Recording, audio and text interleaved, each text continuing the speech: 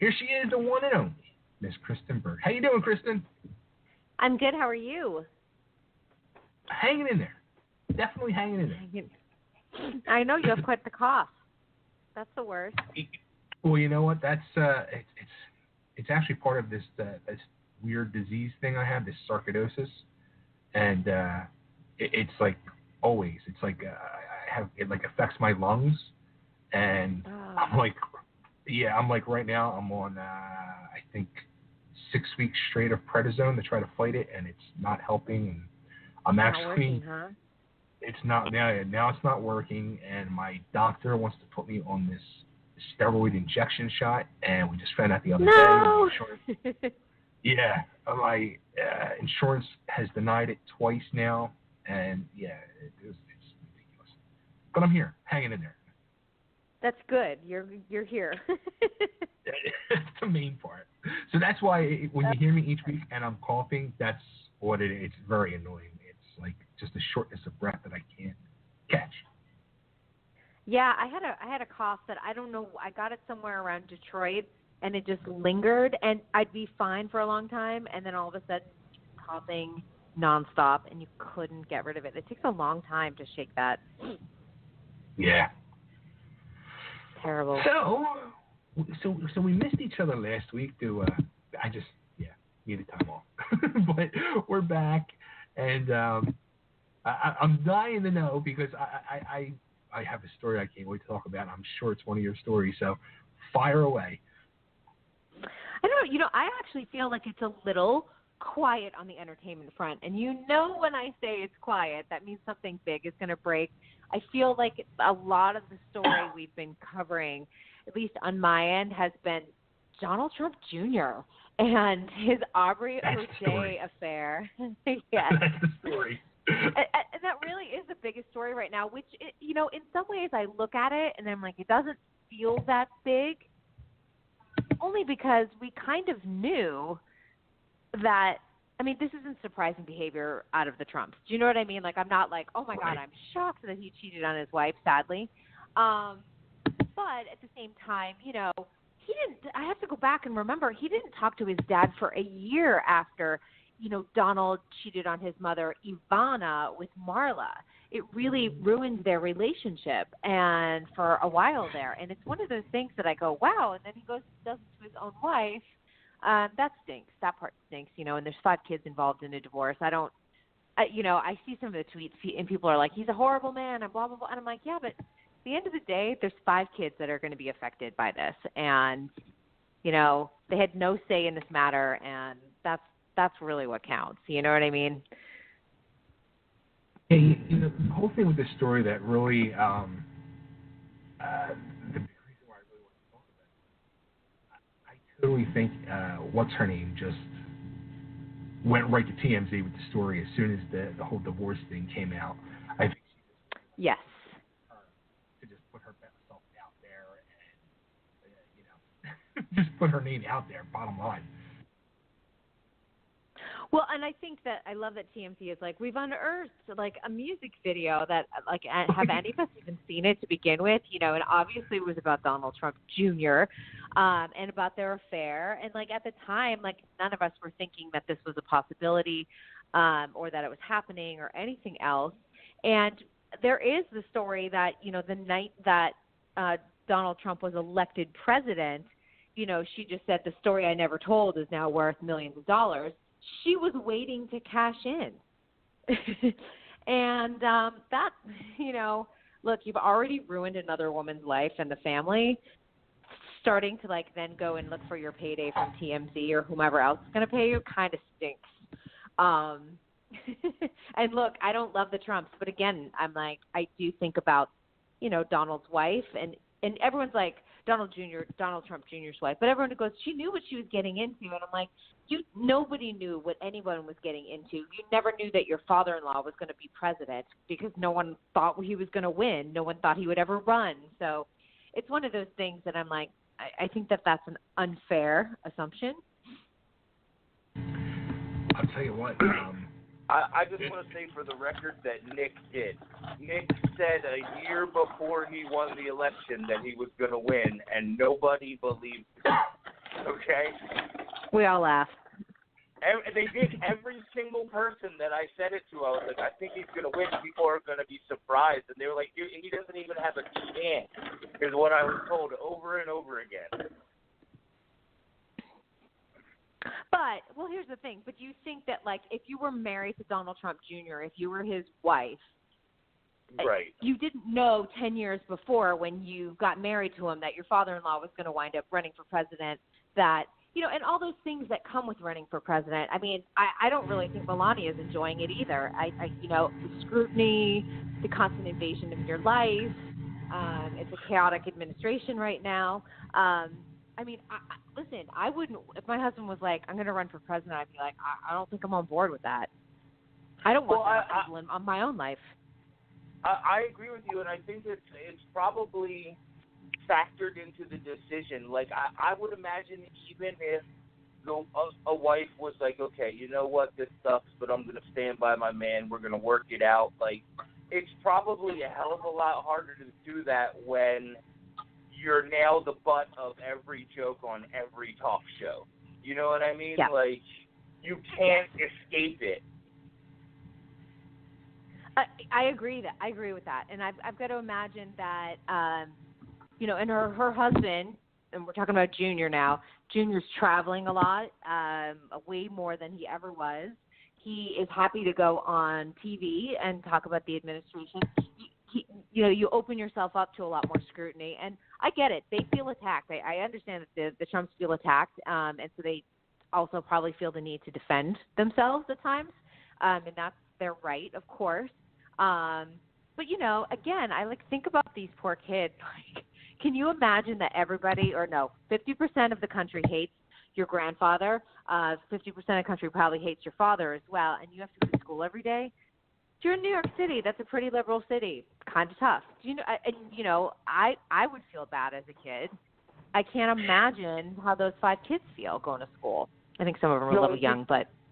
And could you even imagine what social media is like for those kids? Like, I mean, they can't go anywhere.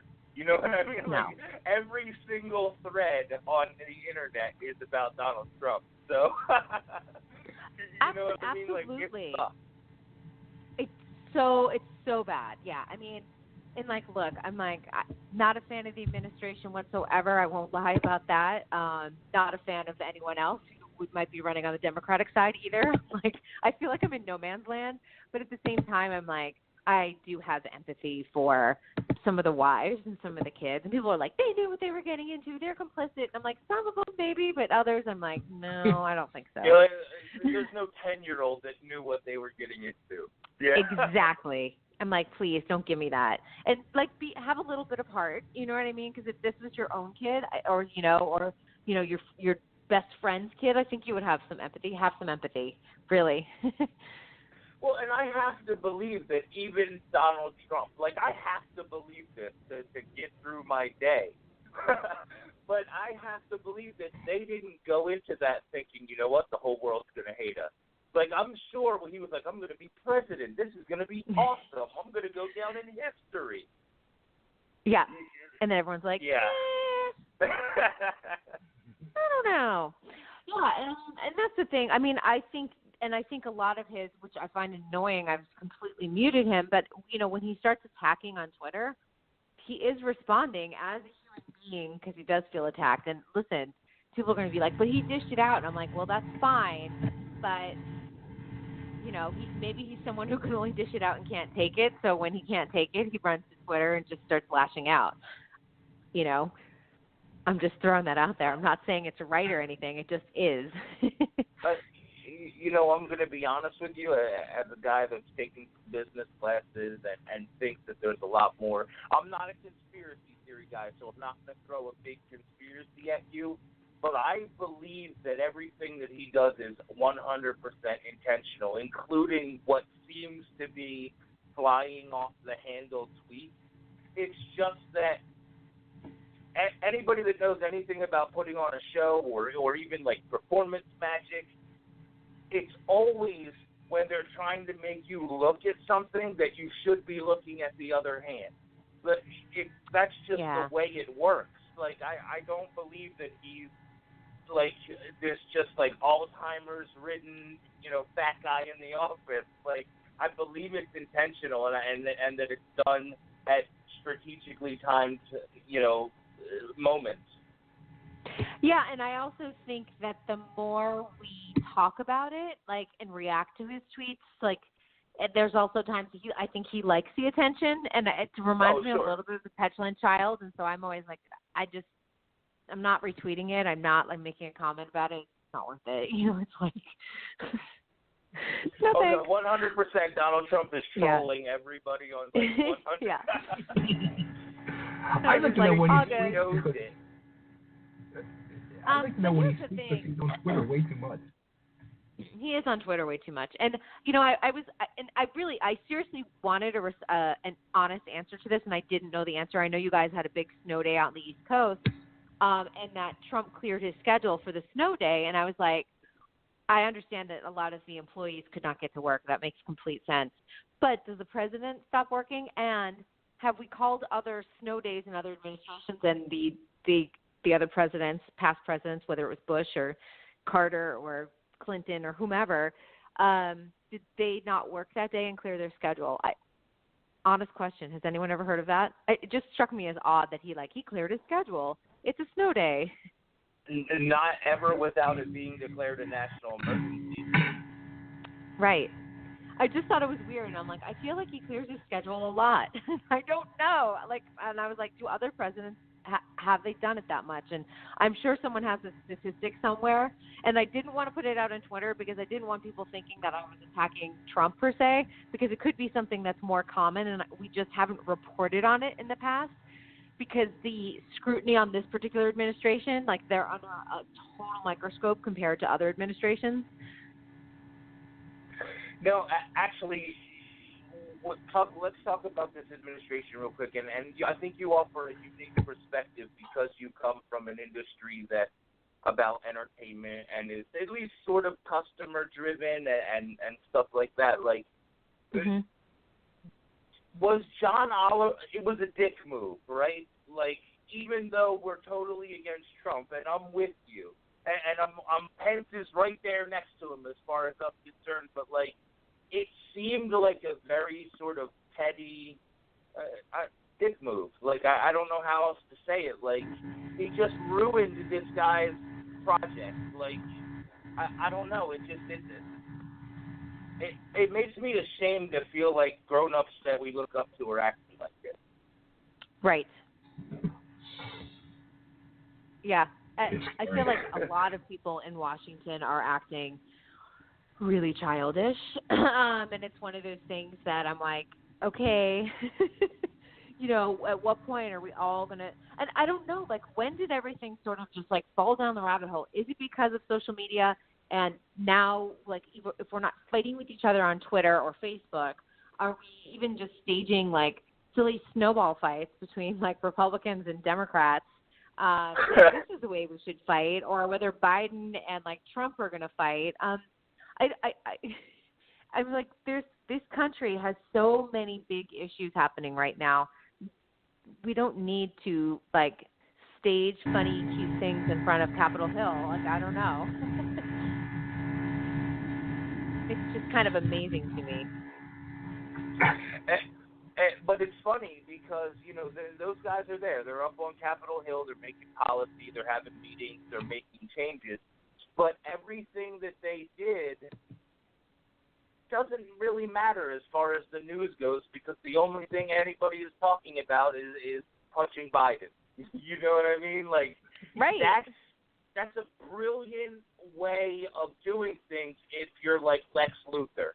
You know what I mean? Like, it's almost like criminal mastermind level thinking, I think, and it's scary. It's It's amazing. It's amazing how this whole thing has played out. It is. You really just got to sit and laugh. I mean, it's just a complete freak show. It is. It's a total freak show.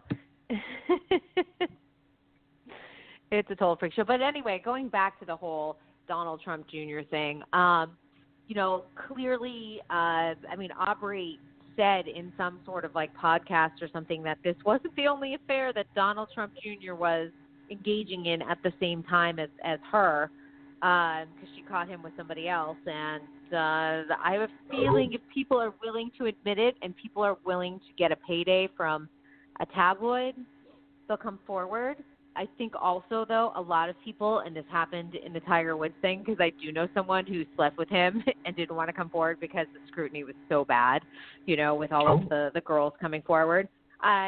Do they want to come forward? For Junior, like, I slept with him too. Some girls will, some women will be like, no, thank you.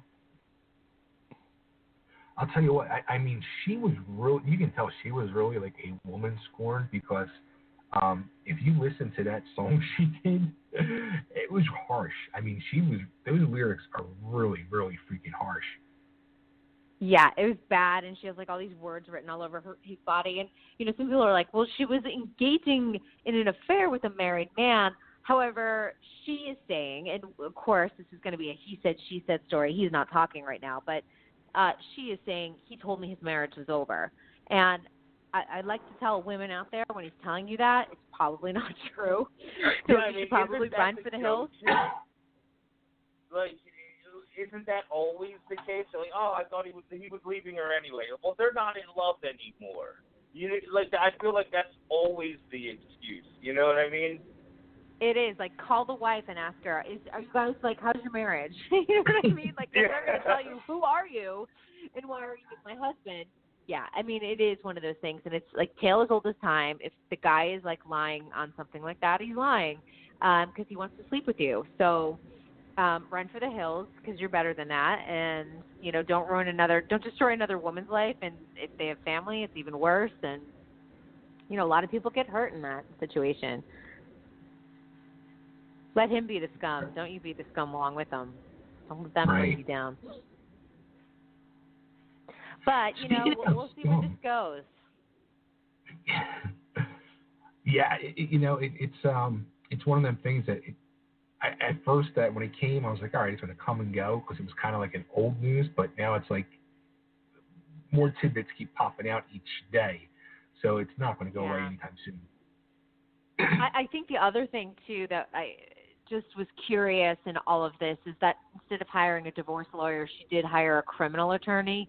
And some people are implying maybe it has something to do with the inquiry into Russia and Donald Trump Jr.'s involvement in that. We don't know.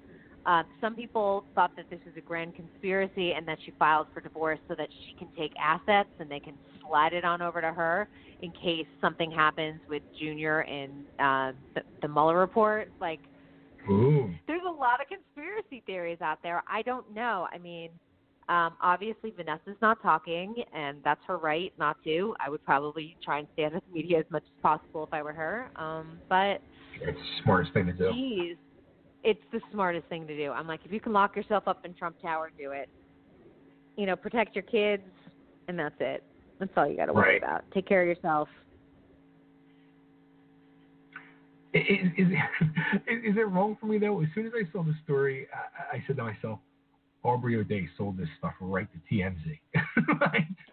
I wouldn't doubt it. I mean, that's, the thing that made me laugh is TMZ was literally like, we found an unearthed or a long forgotten music video. And I was like, that got handed directly over. Someone gave a thumb drive. Exactly. Like, here you go. She emailed that right over to them. Of course she did. I got a tip for you. And that's it. Remember, she said that she had a story worth millions. She probably does want to make some money. Yeah, and that's the risk Junior took. So there you have it. Yeah. If you get involved with someone who's happy to sell your story, that and that's the thing. Like, there's like a rule in Hollywood. Like, if you're going to have an affair, you have to have an affair with someone who has the same amount at stake as you. Isn't that an interesting theory? So, like, an A-list star should have an affair with an A-list star, not like a C-lister or an unknown, struggling actress or actor. You should be, like, sleeping with someone else who has everything to lose along with you. Oh, now see, I don't know, because would you rather be Jennifer Garner, who's neck and neck with Ben Affleck, or would you rather be the nanny who's going to all of a sudden have her life change? Well, that's because Ben Affleck took steps down. He slept with the help. True, right. Ben Affleck should have had an affair with, say, like a Sandra Bullock. Not that she would have an affair with him, but I'm just saying, like, that's what it's saying. You need to have, you need to be meeting someone. You know, if you're an Oscar winner, you should be having an affair with another Oscar winner. That's the theory in Hollywood. You shouldn't be like having an affair with the person that won like a porn star award in Las Vegas. Now, see, it's interesting that you bring that up, because that makes me wonder whether or not Aubrey really had anything to do with, giving information over, because by doing that, doesn't she automatically make sure that she's associated with Stormy Daniels for the rest of her life? Oh, God, maybe. I mean, I wouldn't do that if I was her. You know what I find really interesting is that Stormy Daniels, and I don't know if she's writing her tweets or having someone else do it, whether she's a comedy writer doing it or something, but she is like matching all the trolls wit for wit. In structural sentences, like grammatically and the spelling wise are all accurate. So she could be wildly well educated, and we don't know because I don't know her background or anything. Or she's hired someone or someone in her lawyer's office, because I know her lawyer has been kind of quick-witted too. But she's doing a good job, at least, of not only staying in the press, but not necessarily going, okay, I'm just going to, like, sell the money and do that. Like, she is going on 60 Minutes on Sunday. So they are trying to take steps of a legitimate outlet to talk about the story. I will be interested to see the interview and how this all plays out. I'll be honest. That's going to be interesting. But again, am I surprised about any of this? No. I mean, no. Trump is not the first president to have an affair. He's, whether it's Republican or Democrat. So, it happens with a lot of men in power and women in power. And, and I guess we as a country need to just decide, like, if we're electing someone who's president, are we also asking that their personal life be as sanitized as possible or as honorable and moral as possible? Is that what we want, or are we at this point now where we just don't care? No, that's true. And I don't know where the country's at, because a lot of his supporters, who are very, very religious, have kind of turned a blind eye to this. And I've got to be honest, I would prefer someone who is honorable in their personal life and honorable in their political life or professional life. And I feel like it's a rarity. Like, if you go through the last 10 presidents, I feel like more of them were less honorable than honorable. It's funny because as you said, I was thinking to myself, I know personally, I have, probably about a good 5 to 10 friends that just every day have to share out, stuff about Stormy Daniels or whatever, affair or whatever Donald Trump had or whatever, and just sit and badmouth them. And I think to myself, I really don't care. I don't care who he's doing or whatever, as long as he's doing whatever he can to take care of the country. And I think it goes back to, I guess, you can't even say, you can say initially for people our age and generation, probably Clinton. But I think also, too, as we've heard the stories going back even further of Kennedy and whoever else before that, it's kind of I know me personally, I'm just kind of pointing, I don't care, who or what they're doing, just as long as the country's okay. Yeah, and I guess, and here's the other thing, though, that sort of, brings me to that. If you're as long as the country's okay and it's not distracting from, his job, and obviously Stormy Daniels was before he was in office anyway. Right. But then is it fake, this presentation of family all the time? Although I don't think the Trumps really present a really unified front in terms of family with Melania at all. I think he presents a united front with his kids, though. I really think that they do, and the kids are around and the grandkids are sometimes around. And but I guess it's and I don't think Trump, but running on family values or running on a religious ticket, that rubs me the wrong way, I think. Right. But I again, think I he's would not go sleeping further. with Stormy Daniels right now. Yeah, go ahead. I think I would go further with the Trump thing there. I think that when you look at some of the previous presidents, especially even, let's say, Clinton, the Bushes, and Obama, let's say they, when you see their family together and you see the interactions there, you think family unit. And I don't think that the Trumps, even in like downtime and more casual pictures, it still seems like the family version of his reality show. You know what I mean? Like, I'm sure there's people constantly vying for a place in that, you know what I mean? Like the pecking order, and they don't come across as sort of a loving and personal and close family. It's more like a corporation.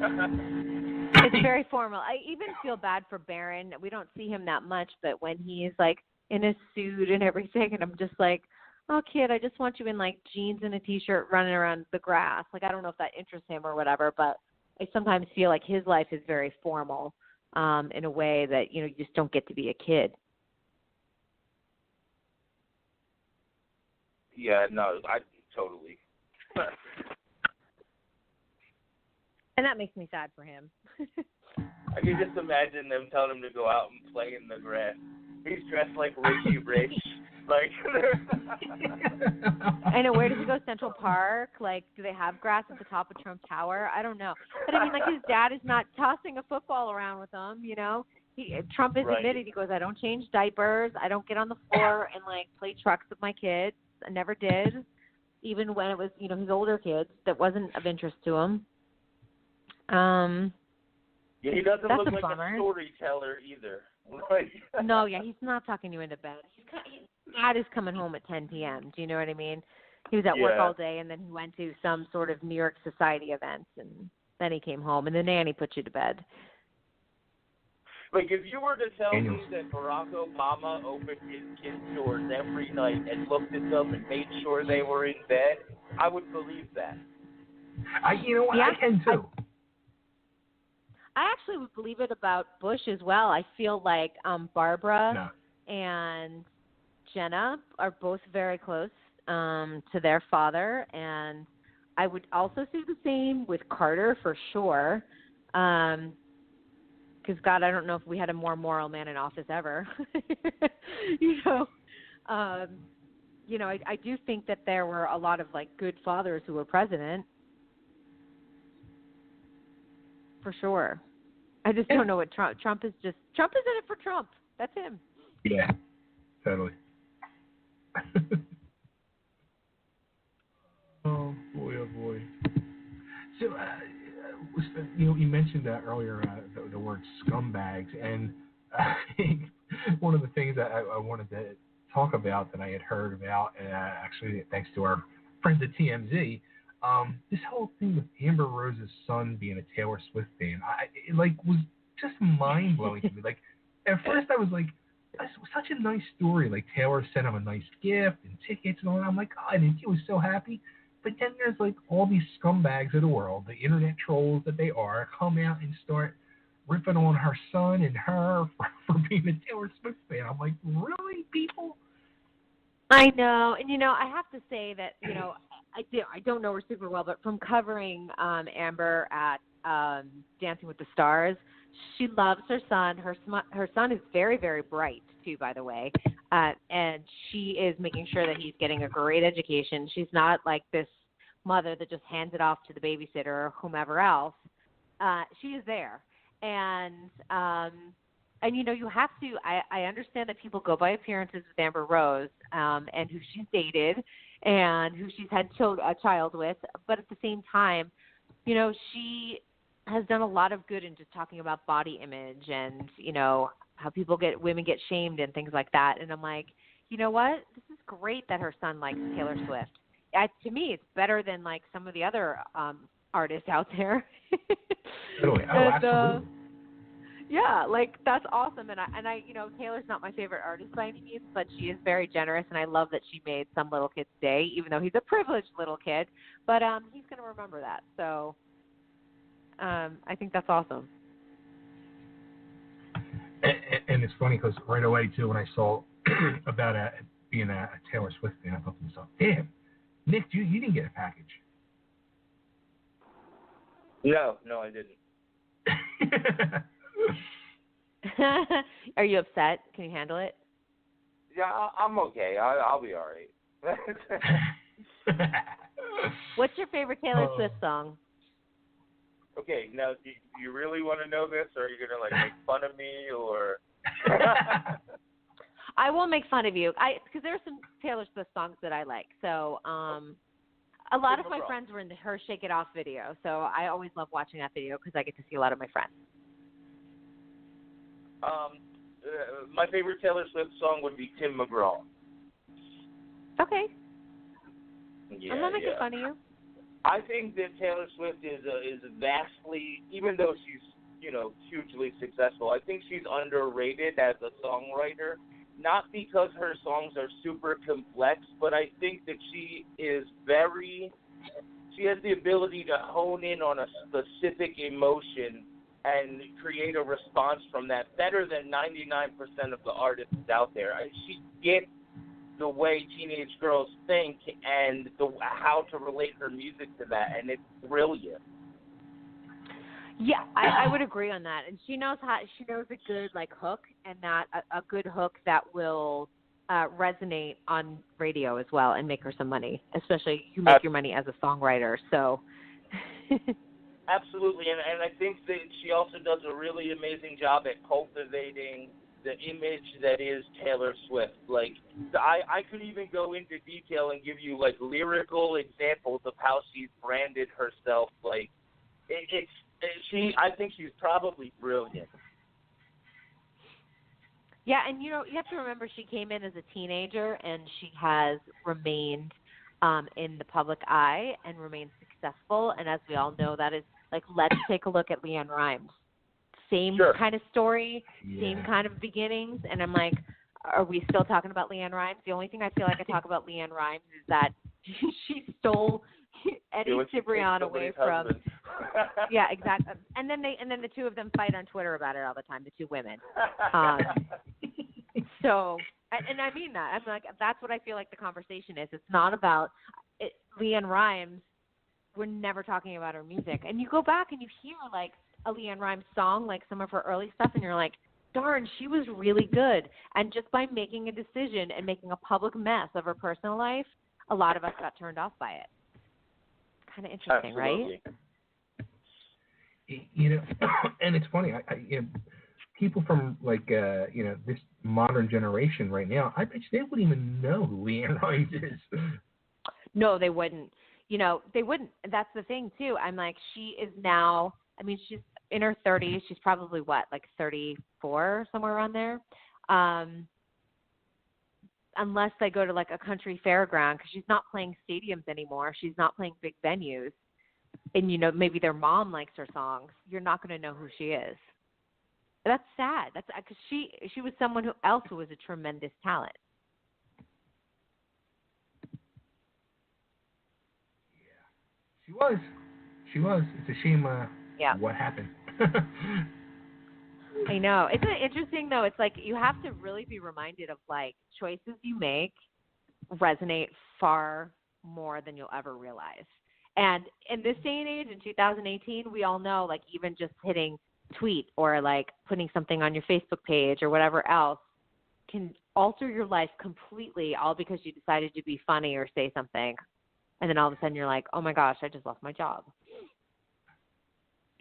Whose husband did she steal again? Who's what?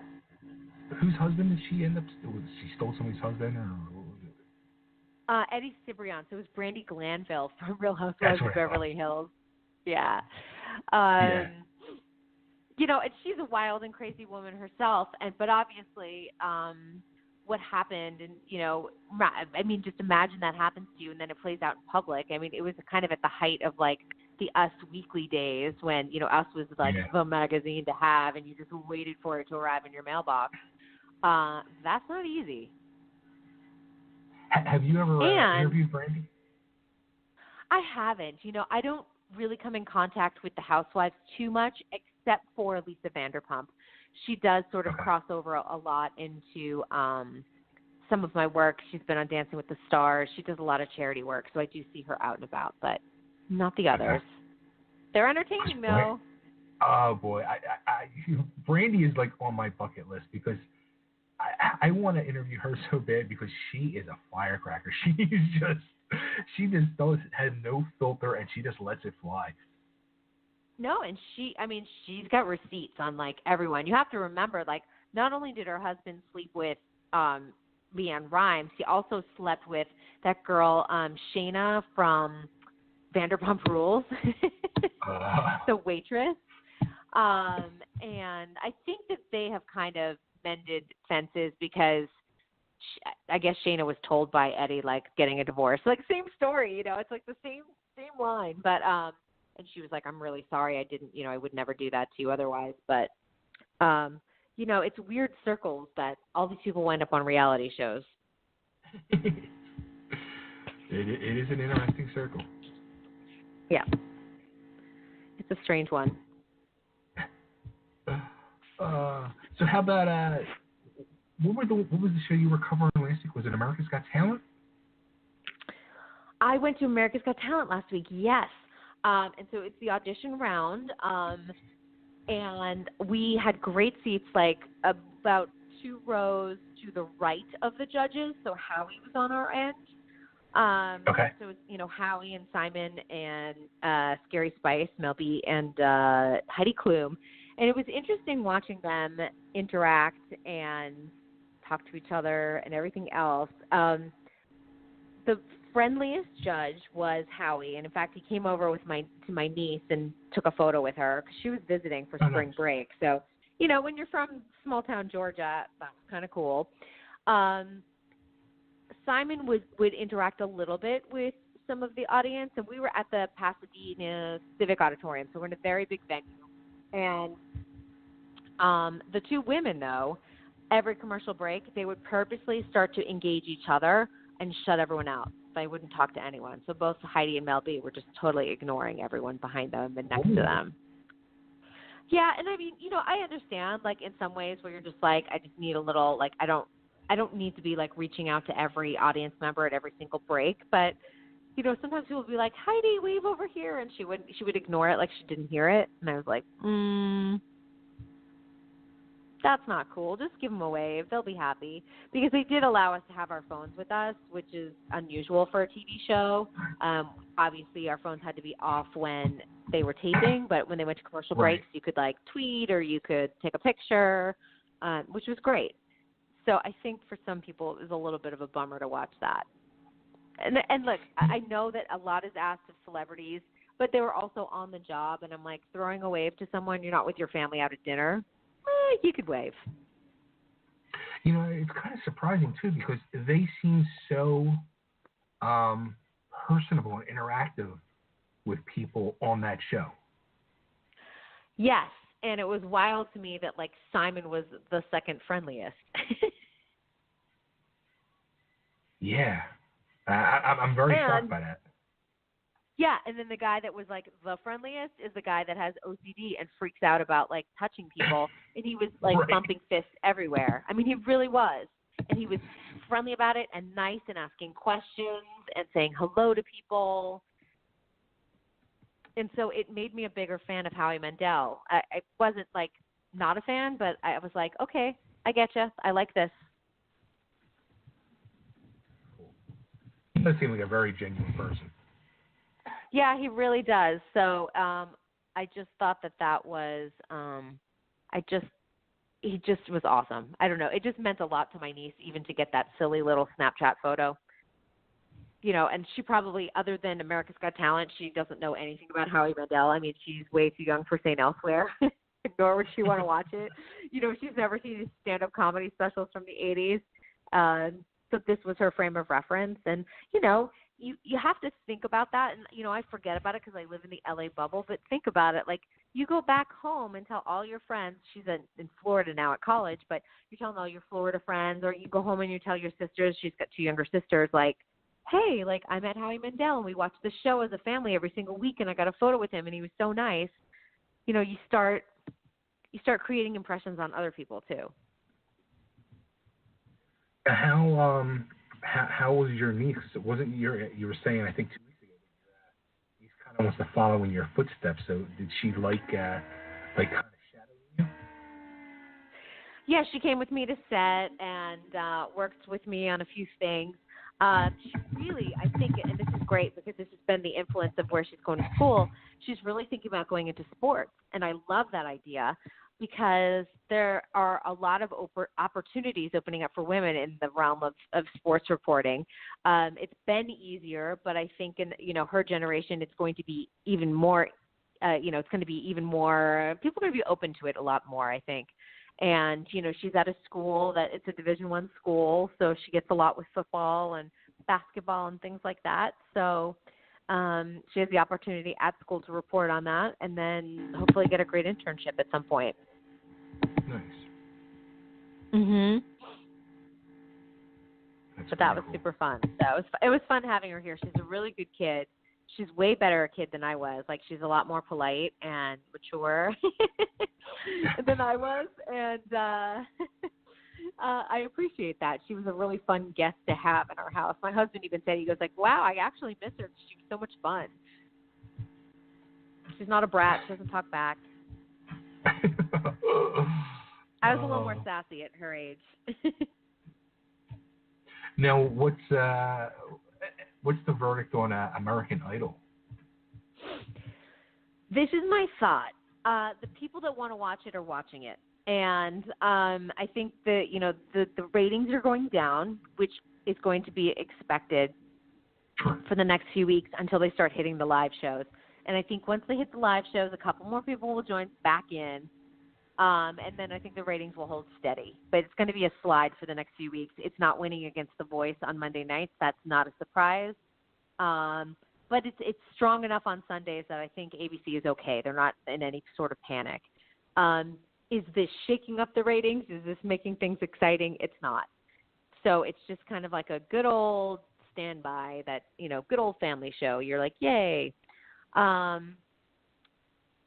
It's not creating headlines by any means. I'm not seeing like Katy Perry said this and this happened. We're not seeing that happen. I'll tell you, Dancing with the Stars fans are angry because they're only getting 4 weeks. And now it came out today that the finale is on the same day as the American Idol finale, but American Idol's getting 2 hours and Dancing with the Stars is getting 1 hour. So ABC is not making fans of Dancing with the Stars viewers, longtime viewers. So we'll see how this plays out in the end. I just think it's going to be a good old steady show for them. It's actually kind of funny, weird way to say, but person I interviewed, a musical guy, not even a guy, he's a kid. I think he's like 20 years old, 21 years old. He's an amazingly talented guitarist, pianist, singer. He tried out for American Idol. And when he did the tryout, I guess, I don't remember how many months ago it was, he said he tried out and, I'll have to wait and see. And he's been putting up the last few weeks since it started, like, that he has no idea what's going on. He don't know if his tryout airs, then it goes from there. They'll be in contact with him.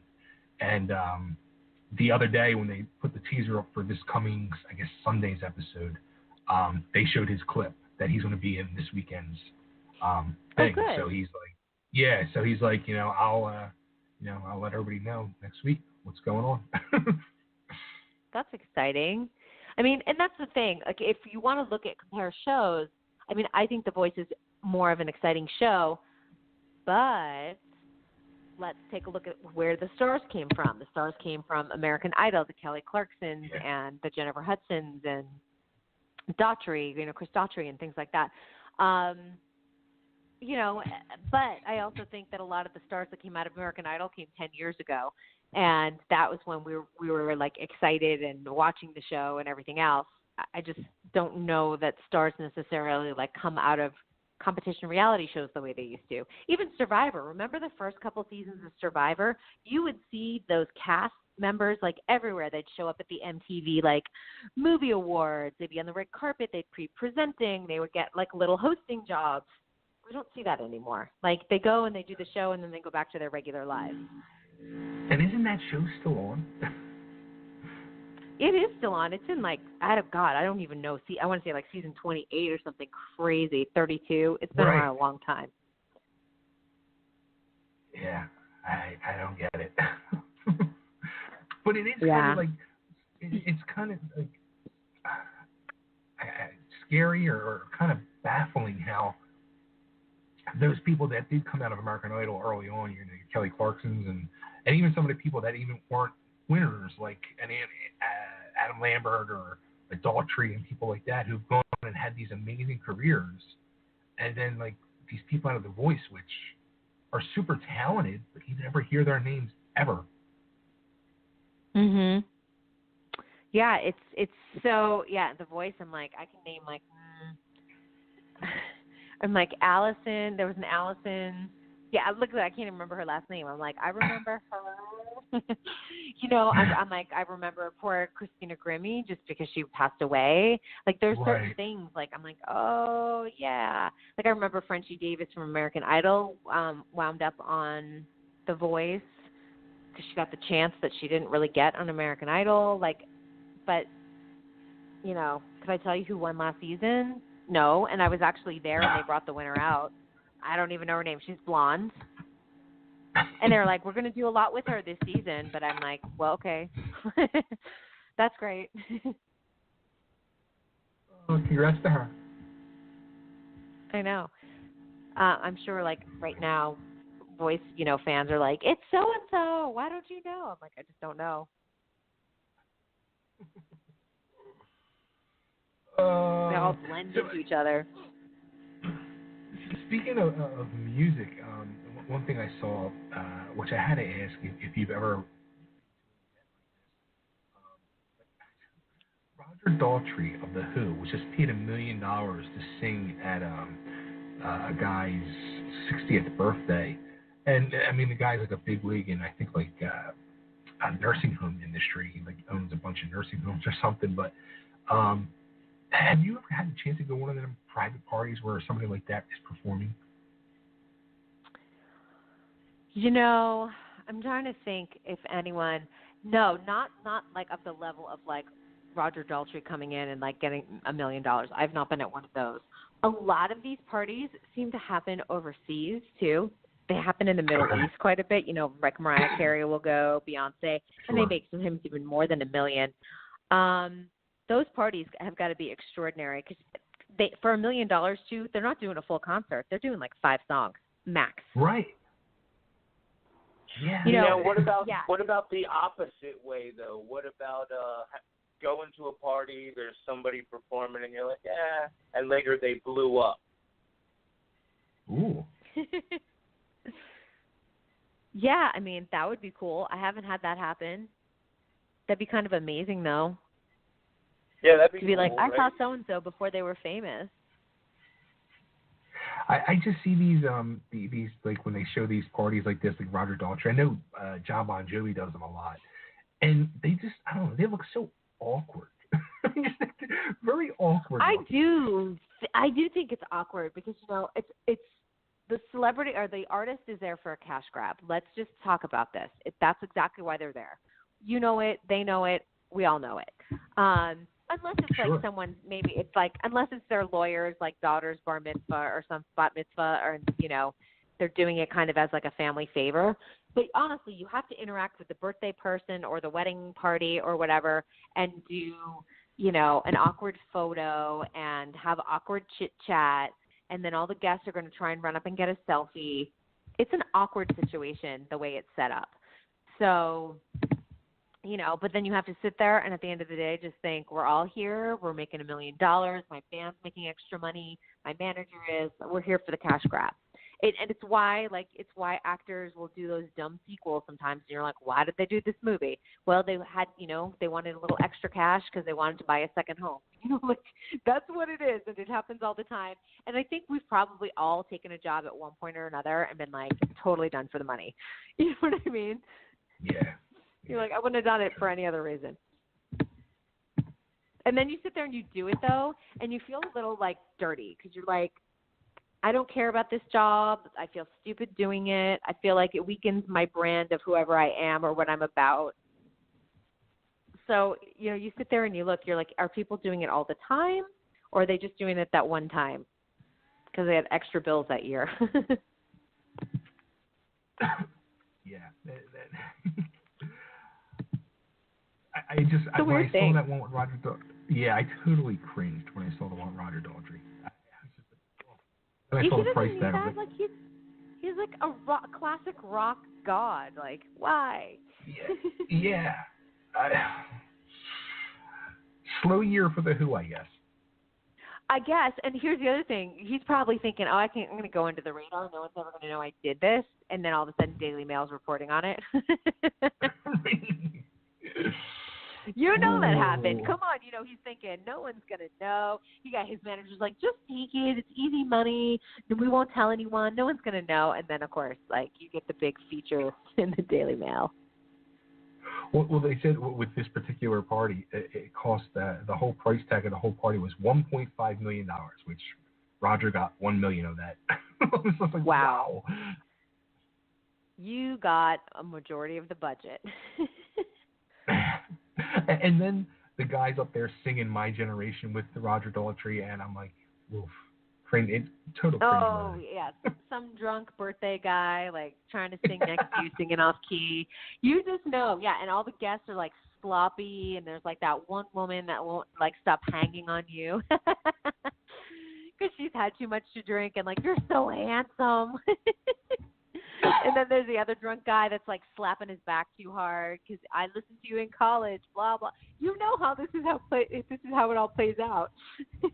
Oh, yeah, it's a really expensive train wreck. As the Countess always says on Real Housewives of New York, money can't buy you class. So real quick, if you had the opportunity, who's your person for your birthday party? Well, the person is no longer alive, but that would have been my number one. Well, I have a second one, though, that's alive. My number one that's no longer alive would be Michael Jackson, and that would probably be a $10 million party because I have a feeling he wouldn't do it for $1 million. My second one, I think, because I think it would be a really fun party, would be Bruno Mars.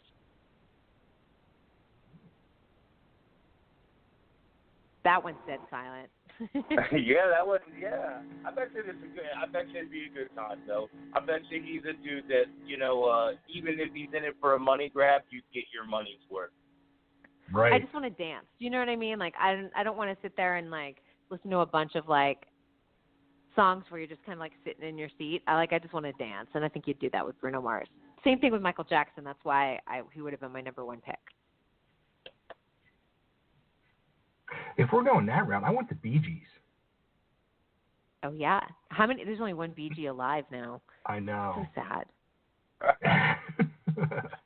No, Look at this is turned into a downer. I'm like, Michael Jackson, wah wah. Bee Gees, only one alive, wah wah. Go ahead, Nick. Who would you do?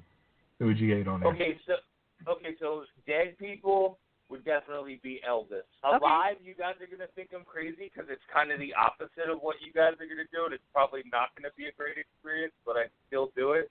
And that'd be Mariah Carey. Oh. Here's my thought. This is my initial thought. If you're paying her $1 million, she better be singing with no track because sometimes Mariah shows up and sometimes the track shows up. Honestly, I don't even care. I would pay that money just for her to come, make a scene, refuse to sing, and leave. Oh my God! And then have all her dancers carry her. If she showed up with the guy that she pays to hold the umbrella over her head, that would be worth the money for me. Oh my God! Oh my God! And then like, it's your birthday in like July, and she sings "All I Want for Christmas Is You." I mean, come on, this is the number one hit. I'm gonna sing it. Oh my God. Or she just gets okay, bored if that halfway does through happen, the song. if that does happen, you have every right to sell it to TMZ. Oh man, it would make your party just epic, though. You know what I mean? Like it would. Hello, lambs, my lambs, blah blah blah. You know what? I was really looking forward to Nick saying Taylor Swift because I want to see him shake it off. I know. I kind of want him to. I want you to like shake it off, like in your football uniform. Come on. Oh, see, we're gonna have to send you a link to my "Look What You Made Me Do" video. I totally have to. Oh, perfect! Please I do. can't wait. Please do.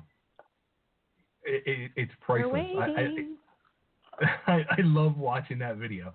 Just like the opening thing with he does like a little like video game sound effect on it, and you had to say it. Priceless. Amazing. Amazing. Nick's got moves.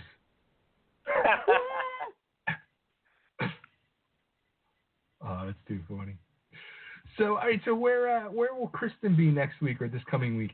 Oh my goodness! I am headed to Palm Springs tomorrow with some of the pros for Dancing with the Stars. So I'll have a inside scoop. I'm headed with like 4 of the pros. They're doing a pro dance camp, and I am hosting their gala dinner and moderating their Q&A panel. Oh, nice. And then, yeah, I'm looking forward to it. And then on Monday, I've got Monday and Wednesday, I've got the So You Think You Can Dance auditions here on the West Coast for season 15. So I'll be interviewing like Vanessa Hudgens and Mary Murphy and all the other judges. And then I'm trying to think what else. And at this one, I'm kind of interested. I'm also interviewing the choreographer for Jesus Christ Superstar Live, like live in concert, which is happening a week from Sunday on Easter. Right. Camille Brown. So I'm really hoping to kind of get the inside scoop, not only on John Legend, who I think is incredible, but I really want to hear about Alice Cooper as King Herod, because that is the perfect role for him. That's a very interesting cast they've put together there. It's a great cast. And I actually think that because it's a concert version, it's going to hold up really, really well. You're not getting into too much of like, oh, this is a musical with all the sets and everything else. Jesus Christ Superstar. This is Andrew Lloyd Webber's best musical. I love the music itself. I love the way the scenes play out. And they have not shown one bit of Alice Cooper as King Herod because I know it's going to be a showstopper. I know that they're just like saving it because they're going to be like, here we go. Here are the fireworks. They're just showing John Legend and Sarah Bareilles right now. And I'm like, because you're going to get good, solid, steady vocals. But with Alice Cooper, you're going to get fireworks. So can't wait. Just for that. That's the only thing I want to see is Alice Cooper on there. You know what? Just watch it for that. It's going to be totally worth your 3 minutes.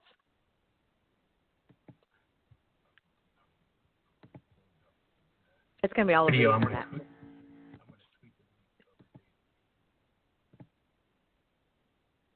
Enjoy Nick's moves to Taylor Swift. I can't wait. Nick's probably like, oh, here we go.